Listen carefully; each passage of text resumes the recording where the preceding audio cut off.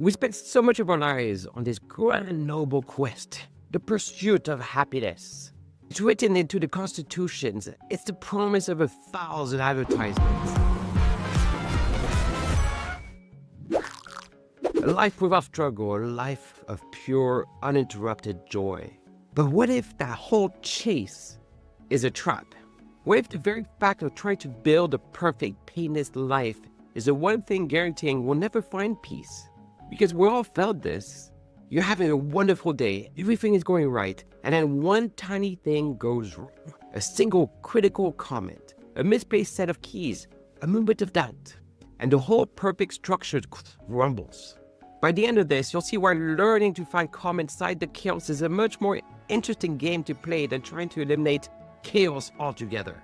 And it all starts with a simple misunderstanding about what it means to be brave. Think about this for a moment. Imagine you're building the most delicate, intricate castle out of playing cards. Each card represents a happy moment, a success, a perfect outcome. You place each with surgical precision, holding your breath while you're doing it. That job promotion, the perfect first date, the praise of someone you admire, the peaceful morning cup of coffee. Card by card, you build your fortress of happiness. And the goal is to protect it at all costs. Keep the air so still to prevent any sudden movements, to maintain the perfect, fragile control. This is how many of us try to build a life. We believe that contentment is found in the flawless construction of this tower. But life isn't a quiet, still room. A window you didn't even know was open suddenly lets in a gust of wind. I'm not even talking about a hurricane, just talking about an old breeze. An unexpected bill arrives in the mail. A friend cancels a plan. Feel that old familiar ache of loneliness for no good reason at all. And what happens to the castle? It collapses. Not just one part of it, the whole thing shudders and falls into a messy pile. And in that moment, the frustration we feel isn't just about the gust of wind, it's about the failure of the entire project.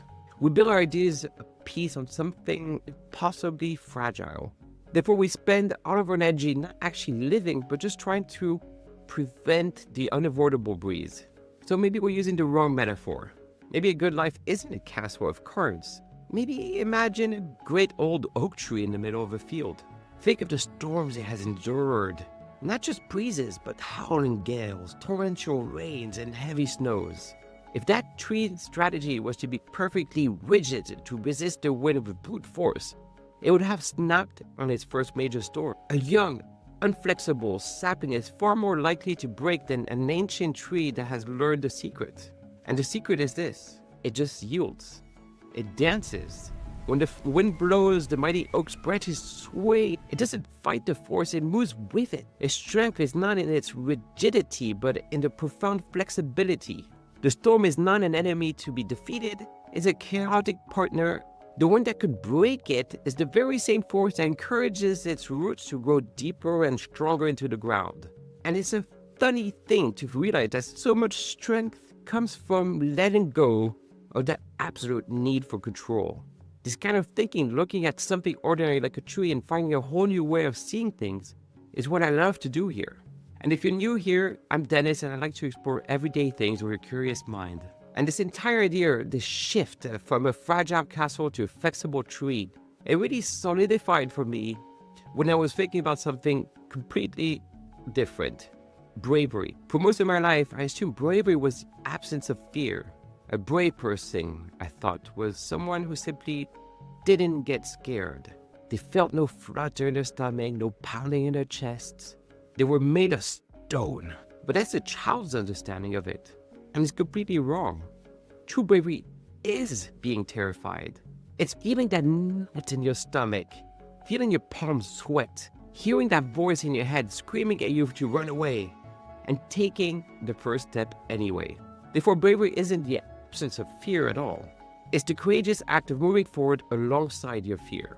And here's the beautiful, freeing realization. What if happiness is exactly the same? What if true, deep contentment isn't the absence of pain, sadness, or struggle?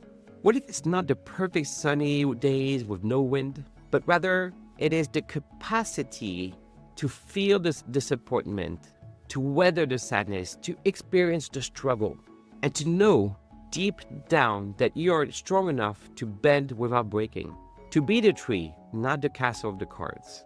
It's a quiet confidence, a resilience that says, I can handle this storm too. This relentless pursuit for a life without problems, a life of only positive emotions, is actually a recipe for weakness.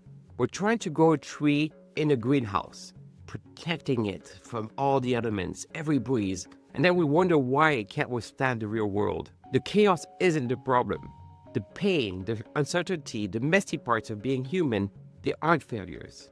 They are the wind that deepens our roots. They are the forces that teach us how to dance. So maybe the question we should be asking ourselves isn't, how can I make this feeling go away?